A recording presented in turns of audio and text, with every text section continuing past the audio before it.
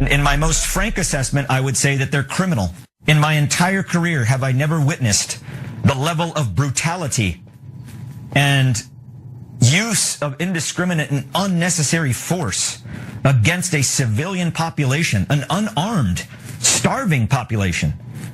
I've never witnessed that in all of the places I've been deployed to war until I was in Gaza at the hands of the IDF and US contractors. The gentleman you just heard from is not only an American, he's actually Lieutenant Colonel Anthony Aguilar, who's a retired US Green Beret, who actually decided to volunteer and sign up for the humanitarian aid distribution in Gaza.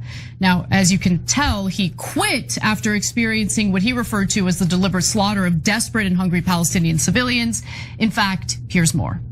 This is not a battlefield, though it might look like one. It's a food distribution point in Gaza. Bullets are kicking up the sand as men wait to get food. It's one of 4 sites run by the so-called Gaza Humanitarian Foundation, a joint Israeli-US scheme they say replaces the UN and keeps food away from Hamas. This video is of the foundation's armed American security guards opening fire.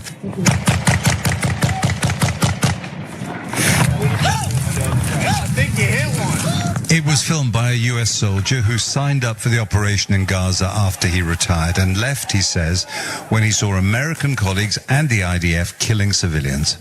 The soldier is Lieutenant Colonel Anthony Aguilar, a Special Forces veteran of the US Army's Green Berets. I witnessed the Israeli Defense Forces shooting at the crowds of Palestinians.